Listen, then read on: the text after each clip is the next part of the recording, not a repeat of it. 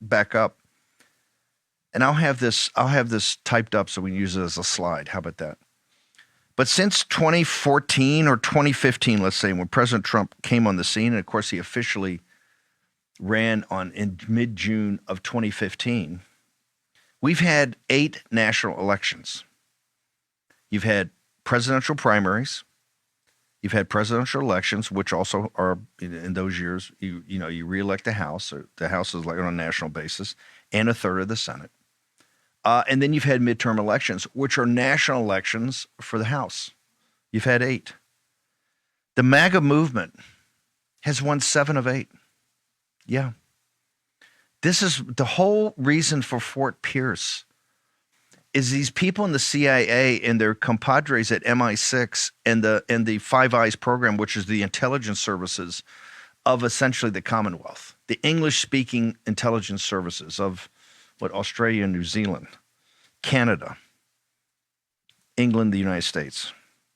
They understand that a populist nationalist uprising in the United States would overthrow the post-war international rules-based order, which maybe started off as a good idea, but devolved into a power and money grab of the elites in the world, particularly to impoverish and enslave, make indentured servants out of the citizens of the United States of America. That you would pay for it, your sons and daughters would go die for it, and that you would get economically crushed. That's what's happened in this country. That's the big picture. And if you look at that post-war international rules-based order around the rim of the Eurasian landmass, from Western Europe to the Gulf and the Middle East, Israel and the Gulf Emirates, and Turkey, you go around to the Straits of Malacca and the South China Sea and that part of India. You go up then to Japan and Korea. Those 4 big nodes, you have commercial relationships, you have capital markets integration, you have some cultural exchange, but primarily you have an American security guarantee. This is why we have troops in NATO. This is why we paid for NATO. This is why we have so many bases in the Middle East and we fought so many wars there. Since really the Iranian conflict back in 1979 and 80 when we had the failed Desert One. Ever since that time, we've been involved there. The Lebanon situation with the barracks, which President Reagan said was the biggest mistake he ever made, all the way to the Gulf War, then to the war on terror, sucked into the Iraq War, sucked in trillions and trillions of dollars, tens of thousands of our young people dead or wounded or PTSD. And for what? The commercial relationships until Liberation Day were upside down on every trade agreement from Western Europe to the EU to the Middle East to Japan and Korea. All of it were upside down. And not just that, the private equity, the lords of easy money on Wall Street purposely went out and shipped the high value-added manufacturing jobs to China and India and Southeast Asia to impoverish you. Now, they didn't do it specifically to impoverish you, but they wanted to get cheaper labor costs. So if you got impoverished as a corollary to that, so be it. They don't care. You are just a cog in the wheel. Your families have been here for generation after generation after generation and built this country and built, the communities and the little leagues and the Chamber of Commerces and the Lions Clubs and the schools and the churches and all of it. That civic society that underpins everything, as Edmund Burke told us. The little platoons that make a country work and make a society work. They don't care. They'll take out the factories. They'll close the factories. They'll close the lifeblood that underpins all that, not just economically, but also for purpose. That people can go and say, yes, this company, I was part of it, right? It's a manufacturing company. I'm proud of it. Look how proud people were of the companies they work for, and they stripped it all away. That's the post-war economic rules-based order. They controlled it. And when they saw the rise of Trump, particularly saw Trump come down the escalator, they realized something was changing, that he was a vessel in which this righteous indignation of the American people would be channeled through. Let me repeat, we've won 7 of 8 national elections. President Trump won the primary in 2015 and 16 and defeated the established order of the Republican Party. This was a Bush with his little sidekick, little Marco, all of it. Ted Cruz, the Tel Aviv Levin crowd, through Ted Cruz that, limited government, but Israel first, all of it. He destroyed all of it, beat it all. In fact, in South Carolina, called out the Bushes right there for what they had done in Iraq. He won the primary, then he won the presidential election against all odds, the greatest comeback at that time in American political history. And that's what shocked him. That's what George Papadopoulos, they rolled George Papadopoulos up and so many others to try to stop that from happening, from concluding on 8 November of 2016. They weren't successful. You, this audience, said no. We're not going to take a Clinton. We're not going to have her.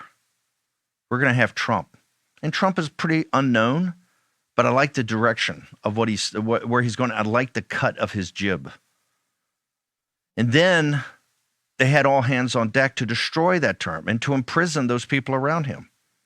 In 2018, the one loss, people started leaning on their rakes. Hey, Trump's in office. I got it. It doesn't work like that.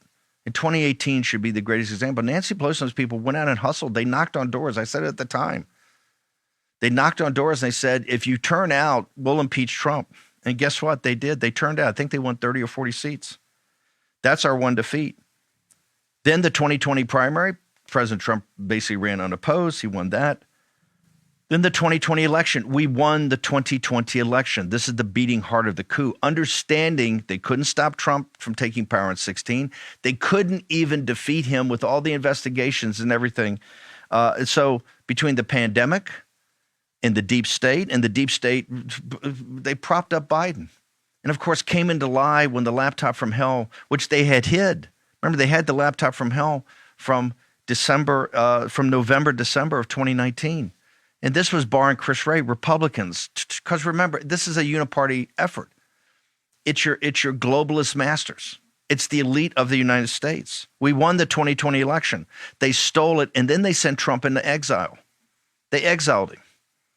And you remember in 21, that January, February, March, you remember a third of the audience dropped, even War Room dropped out. They said, God, if they can steal it from Trump as strong as he is, what can I do? I'm just a little minion. No, you're not a little minion at all. It is upon your shoulders that all power rests.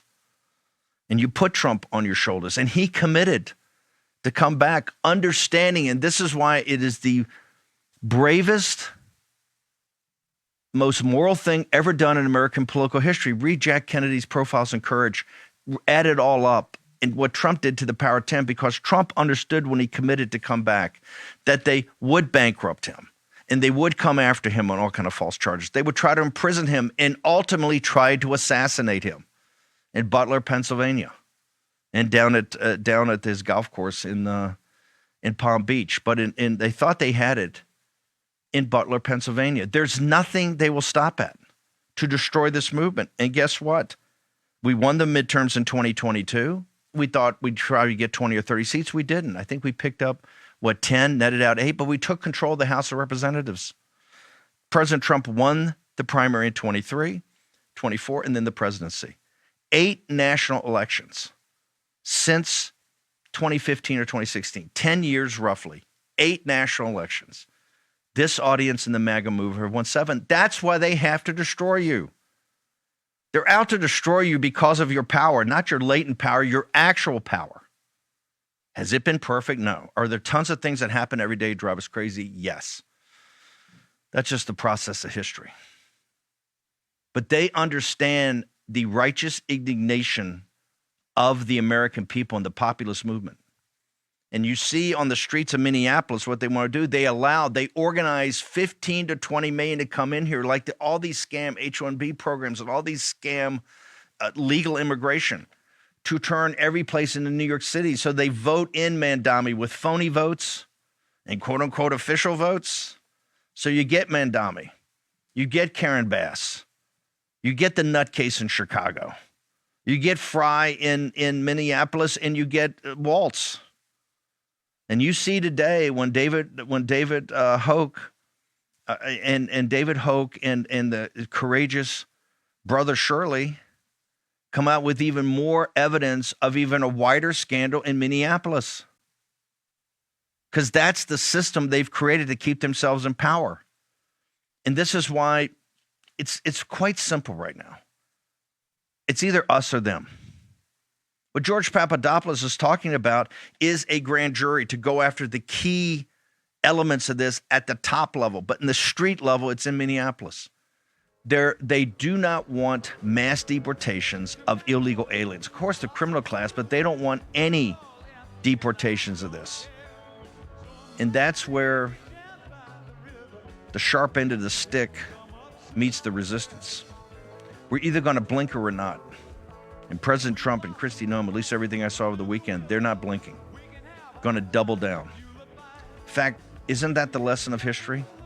We don't retreat. If we don't retreat, if we go fix bayonets and move forward, we win. We never lose. This is what Texas is about. In Texas, they're coming in on cat paws, but they're doing exactly what they've done in Minneapolis, exactly what they've done in New York City, exactly what they've done in Chicago and Portland and Seattle. The great state of Texas, the jewel in the crown of this republic, historically, now and in the future. It has to be driven out, and it starts on the 3rd of March. It starts with banning Sharia law. Folks in Texas, Texans, just look to Tehran. Think they want Sharia law banned today? They're giving up their lives in the hundreds and thousands in the streets. Short commercial break. George Papadopoulos, Dr. Bradley Thayer, L. Todd Woods, Peter Navarro, a cast of characters in the War Room.